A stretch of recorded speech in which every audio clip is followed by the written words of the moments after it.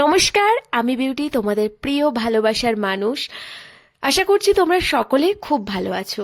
এই যে মায়াপুর থেকে রওনা দিলাম নবদ্বীপের উদ্দেশ্যে। সেই সমস্ত সময়গুলোই মুহূর্তগুলোই তোমাদের সাথে শেয়ার করব। আশা করছি তোমরা ধৈর্য সহকারে একটুখানি পুরো ভিডিওটা দেখবে। আর ধৈর্য সহকারে দেখতে হবে না, অনেক মজা করতে করতেই দেখবে, কারণ আমরা ফুল ফ্যামিলি মিলে এই ট্যুরটাই গেছিলাম এবং খুব এনজয় করেছি। সেই সব মুহূর্তগুলো আমি স্মৃতিবন্দি করে রেখেছিলাম, মানে ফ্রেমবন্দি। তো সেগুলোই তোমাদের সাথে শেয়ার করার আজকে সুযোগ পেলাম। চলো বেশি কথা না বলে তোমরা দেখতে থাকো। আমি জীবনে কিন্তু বাড়ি থেকে বাইরে পর্যন্ত কোনোদিনও আমার বেরোনোর সুযোগ হয়নি। বিয়ের পর, বিয়ের 5 বছর পর কিন্তু কোনো একটা এরকম ট্যুরে আসলাম, তাও আবার পুরো ফুল ফ্যামিলির সঙ্গে। সে এক আলাদাই আনন্দ। এই আনন্দর কথা মানে মুখে বলে বোঝানো যাবে না। অনেক বাধা বিপত্তি, অনেককে রাজি করিয়ে জোর জবরদস্তি করে সবাইকে নিয়ে এসেছি। তবে আমার মায়ের আসার খুব ইচ্ছে ছিল, তাই সেটা সফল হয়েছে। মায়াপুর থেকে সোজা 10 টাকার টোটোতে করে আমরা কিন্তু লঞ্চঘাটে পৌঁছে গেছি। তো এখান থেকে আমরা সোজা যাব নবদ্বীপ। আর নবদ্বীপ থেকেও কিন্তু একটা ট্যুর আছে। প্রায় 10টা বছর পরে আমরা যাব মাসির বাড়ি। নবদ্বীপ থেকে যাব মাসির বাড়ি। এটাও কিন্তু একটা ভাগ্যের ব্যাপার। বিয়ের আগেও তেমনভাবে কোনো সময় ঘোরা হয়নি, কারণ মা বাবাও নিয়ে যায়নি। কারণ একটাই, মা বাবারও তেমন ঘোরার পরিস্থিতি ছিল না, আর কাজবাজের চাপে পড়ে কোনোদিনই যাওয়া হয়নি বাইরে। বিয়ের পর ওই একই অবস্থা। বিয়ের পর সোজা চলে গেলাম মহারাষ্ট্রে। কোথায় কেউ নেই, একা একা সারাটা দিন ঘরের মধ্যে বন্দি হয়ে থাকতে হতো। কোনো সময় যদি একটু খারাপ লাগতো, হাজবেন্ড একটু বাইরে নিয়ে যেত, কোথাও বাইরে বলতে একটু বাজারে, একটু তেমন কিছু ওখানেও ঘোরার জায়গা নেই যে ঘুরতে যাব। বিয়ের পর সবাই হানিমুনে যায়। এটাই আমাদের 5 বছর পর ফুল ফ্যামিলি হানিমুন আমাদের। লঞ্চে যখন উঠেছিলাম প্রচণ্ড ভয় করছিল জানো। আমার কিসে ভয় বেশি জানো? মানুষের আর জলের। আমি কিন্তু ভূতের অতটা ভয় পাই না, তবে মানুষের ভয় বেশি পাই। আর জল দেখলেই যেন মনে হয় পড়ে যাব, অনেক কিছু ভাবি। তো জল প্রচণ্ড একটা আমার ভয়ের কারণ। আজকে তোমাদের সাথে শেয়ার করব একটা অলৌকিক দৃশ্য। সেটা হচ্ছে গঙ্গা যমুনা। এখন আমরা গঙ্গা যমুনার ওপর দিয়ে যাচ্ছি, কিন্তু এখানে একটা অলৌকিক দৃশ্য, সেটা হলো কালো জল আর ঘোলা জল। জল কোনোদিনও দেখেছো যে একসাথে হয় না? সেটা তো মিলিয়ে যায়, কিন্তু এখানে গঙ্গা যমুনা আলাদা আলাদা। দেখবে এক পাশে কালো জল, এক পাশে ঘোলা জল। সেটা কখনোই জোয়ার ভাটা যাই আসুক না কেন, সেটা নাকি একসঙ্গে কখনোই মিলিত হয় না।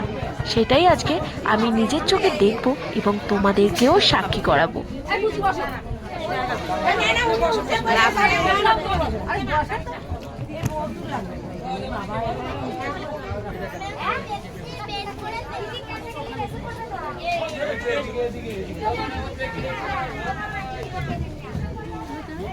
এরকম খাও, তুমি এরকম ভাবে খাও, ওরকম ভাবে খাই হবে, এরকম খাও, বুঝছো? এটা ভালো হবে।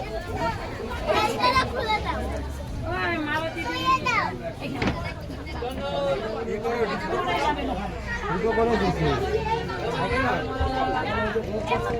ওখানে কি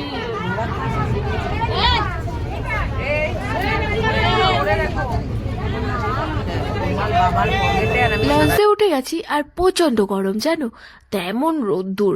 আর এদিকে দেখো ঠান্ডা ঠান্ডা পেপসি উঠেছে, তাই ওরা দুজন মানে আমাদের খুদে দুইজনকে কিনে দিলাম। এখন আমাদের লঞ্চটা ছেড়ে দিয়েছে, সবাই দেখো উলুধ্বনি দিয়ে যাত্রা শুরু করছে। সকল মায়েরা দেখো উলুধ্বনি দেওয়া শুরু করে দিয়েছে, আর লঞ্চ ইতিমধ্যে পুরো একদম দেখো এই যে আলাদা হয়ে যাচ্ছে। সে এক আলাদাই ভয় লাগছিল আমার, কিন্তু সবাই কি ভাবছো তোমরা জানি না, তবে আমার প্রচন্ড ভয় করছে।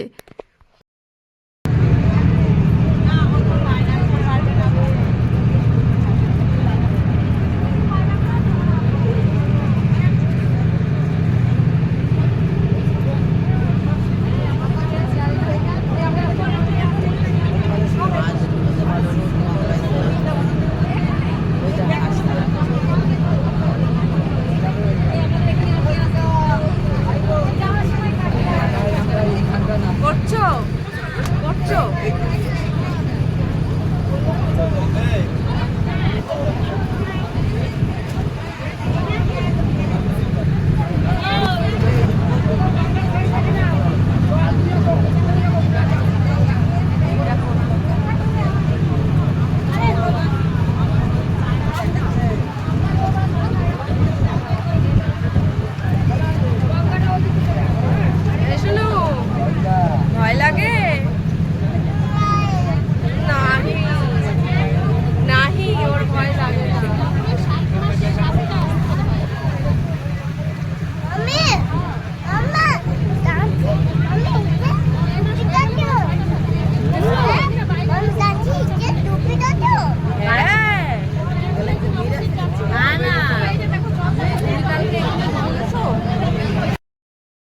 এই যে দেখো, তোমরা একটা জিনিস লক্ষ্য করলে, এই পাশটা দেখো কালো জল, আর ওই যে ওই পাশটা দেখো এই যে সাদা জলগুলো দেখতে পাচ্ছ, এই যে হচ্ছে দুটো মানে গঙ্গা আর যমুনা। তো আমরা কিন্তু এখন সাদা জলে চলে এসেছি, আর কালো জলটা কিন্তু ওই পাশে। একদম সত্যি একটা অলৌকিক দৃশ্য আজকে আমি দেখলাম।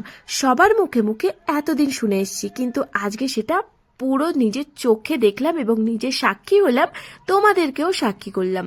তো দেখো এই যে পুরো সম্পূর্ণটাই আমরা এখন সাদা জলে চলে এসেছি, মানে ঘোলা জল। অনেকে যায় দর্শন করতে। গঙ্গা যমুনা সরস্বতী।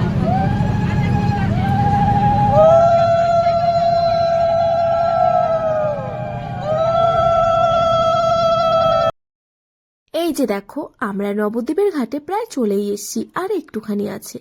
এই যে দেখো সেই নবদ্বীপ ঘাট।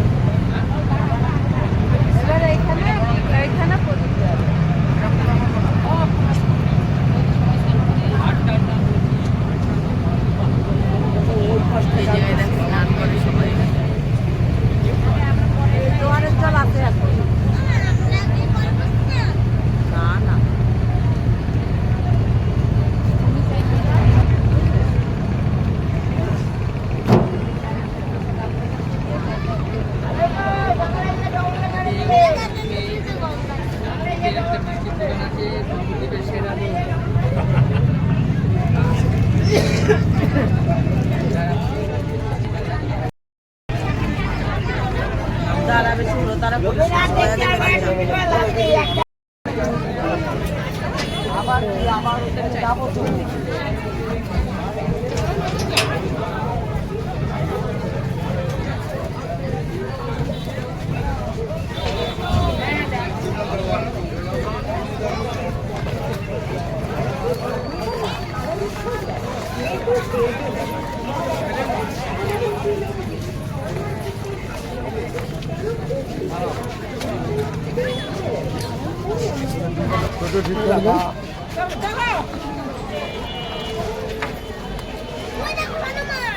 এই নাও টিকিট নাও। ওই উল্টো পথে কেন? এ কামড়াবে না তো তোমার? ওই যে দিলো তোমাকে, দেখাবে? বলো হ্যালো। ওই যে তোমাকে দেখে দেখো কি করছে।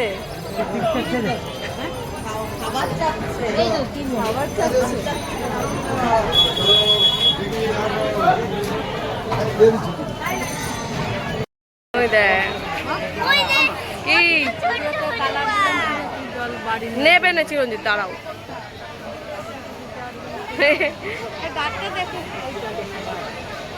ওই দেখ কি সুন্দর বাচ্চাটা। আয়। দেখেছিস এই বাচ্চাটা হাত খাচ্ছে?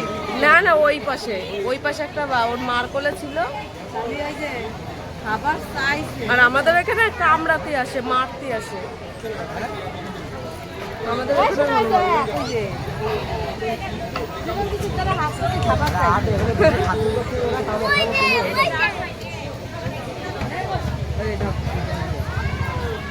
জল নেবা, তুমি স্নান করবা না? স্নান করার এখন সময় হবে। দেখ তোর বাবা কি করে, গাছ দিচ্ছে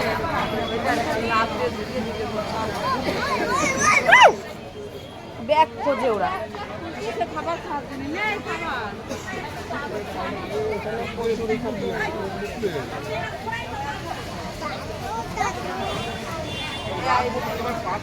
নমস্কার কত আছে?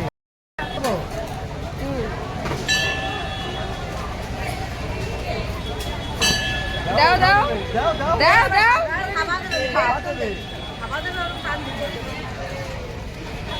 একটা প্যাকেটে আনছো? আরো আনছি। দাও।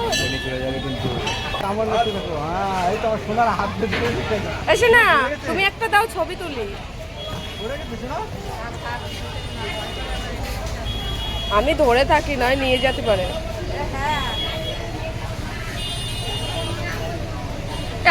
আমার একটা দাও, আমি দিই, তুমি নাও। ওই স্নান করতে কে গেছে? ক্রিম বিস্কুট নিয়ে আস।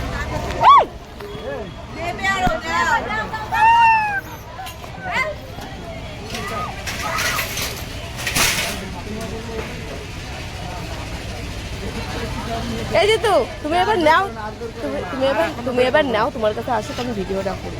না না, তুমি বের করো, এই বের করো, বের করো,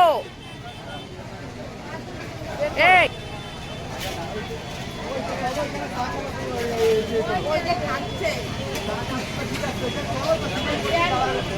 টাকাও না, আর এক প্যাকেট বের করো। আর একটা দিন আসে আমরা নিয়ে দেবো।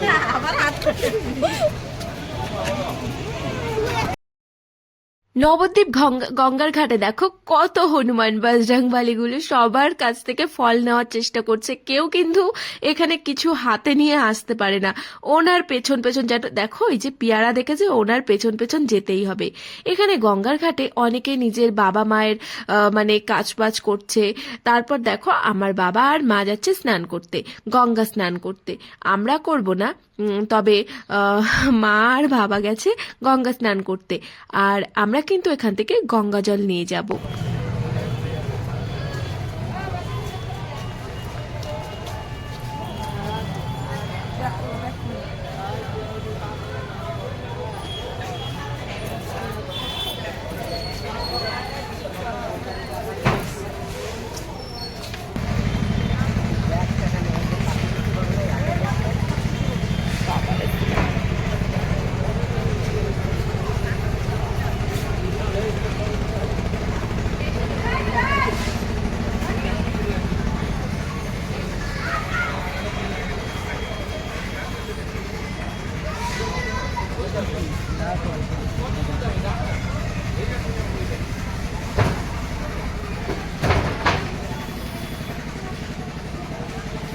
বেশ কয়েকটা বছর হলো আমি কিন্তু এই জিনিসগুলোকে খুব মিস করি। এই যে সেই যে স্কুল টাইমগুলোতে খেয়েছি কামরাঙা মাখা, কদবেল মাখা, স্কুল টাইমগুলোতে সত্যি খুব এনজয় করেছি। তাই বাড়িতে বসে মানে মহারাষ্ট্রে বসে এগুলোকে আমি খুব মিস করি। তাই এটা আর হাতছাড়া করা গেল না। তাই তো আমি হাজবেন্ডকে বললাম, চলো তো আগে কামরাঙা খেয়ে নেব সকালবেলা। অবশ্য নবদ্বীপের ওখানে কচুরি খেয়ে এসেছি সকালবেলা। সকালে কচুরি আর ছোলার ডাল, আহা অমৃত যেন কলকাতায়, তাই না বলো? এগুলো আবার আমরা কিন্তু মহারাষ্ট্রে পাই না। সত্যি যারা বিদেশে থাকে এই সব ছোট ছোট খাবার যে কতটা মিস করে একমাত্র তারাই জানে। আমার মতো তোমরা কারা কারা এগুলো মিস করো বলো তো?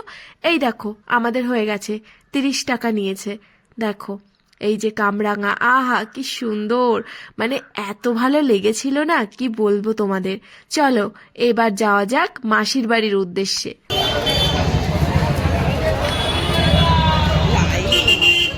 কোনটা? এই যে, ওরে বাবা, টিকিট কাটা হয়ে গেছে, তার যাই পৌঁছাই পারে।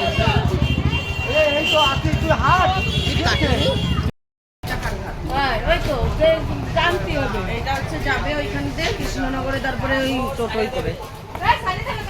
এই এই যে দেখো আমরা আবার মায়াপুরে যাচ্ছি। ওই যে স্কনটা দেখতে পাচ্ছ মায়াপুরের, তো ওখান থেকে আমরা আবার টোটো ধরে যাব কৃষ্ণনগর। আর কৃষ্ণনগর থেকে পুরো রানাঘাট স্টেশন। তো রানাঘাট স্টেশন থেকে আরও একটা স্টেশন পায়রাডাঙ্গা, সেখানে হচ্ছে আমার মাসি বাড়ি। দাঁড়াও দাঁড়াও, ব্লগগুলো কিন্তু আরও সুন্দর হতে চলেছে। এরপরে যে ব্লগগুলো আসবে আরও সুন্দর, তাই একটুখানি ধৈর্য সহকারে তোমরা কিন্তু ভিডিওটা দেখতে হবে। 10টা বছর পর কিন্তু মাসি বাড়ি যাচ্ছি। 10 বছরেরও বোধহয় বেশি বললেই চলে। 10 বছর হয়ে গেছে, 10 বছরের বেশিই বোধহয়। চলো মাসির যে রিয়াকশন সেটাই কিন্তু নিতে হবে, যে কেমন রিয়াকশনটা দেয়। আমরা অলরেডি ট্রেনে উঠে পড়বো। দেখো স্টেশনে এসে, কৃষ্ণনগর স্টেশন এসে ট্রেনে উঠে পড়েছি। আর ট্রেনে উঠেছে পানি ফল। এই পানি ফলটা কে কে চেনো বলো তো? এই ফলটা কবে যে খেয়েছি ভুলেই গেছি, বোধহয় কোন ছোট্টবেলায় খেয়েছি। ওই যে কড়া ভাঙা আসতো, সেই ভাঙাচোরা দিয়ে, সেই তখন খেয়েছি জানো ছোটবেলায়। কড়া ভাঙা আসলেই মনে হতো বাড়িতে কি ভাঙাচোরা আছে, বই খাতা আছে, সেগুলো দিয়ে দিই তো, সেইভাবে খেয়েছি। কিন্তু আর কখনো মানে খাওয়াই হয়নি। তাই ট্রেনে উঠলো আমার বর কিন্তু এটা নিয়ে নিল। আমাদের লোকাল ট্রেনে এই যে যেই সমস্ত খাবার নিয়ে ওঠে, চানাচুর ভাজা, বাদাম ভাজা, চিড়ে ভাজা, এই জিনিসগুলো খুবই ভালো লাগে জানো। আরো হরেক মাল নিয়ে ওঠে। আর জানো, বিয়ের আগে কলেজে গেছি, সবসময় ট্রেনেই চলাফেরা করেছি, কিন্তু কখনো এগুলো কিনে খাওয়ার মন চায়নি জানো। আরও খেয়েছিলাম ওই যে যেই লজেন্স, কি লজেন্স ওগুলো বলে, একটু ঝাল ঝাল মিষ্টি মিষ্টি, ওগুলোও খেতে খুব ভালো লাগে। ছোটবেলায় কত খেয়েছি, যেগুলো ছোটবেলায় করিনি সেই ছেলেবেলাটা যেন আবার ফিরে আসলো। এগুলো কিন্তু কখনোই করিনি যে ট্রেনে উঠে খাবার খেয়েছি। তবে এই সুযোগটা আর হাতছাড়া করলাম না, না জানি আর কবে আসে। একসাথে যখন ট্রেনে উঠেছি, একসাথে একটু চিড়ে ভাজা খাওয়া যাক, কি বলবে তোমরা?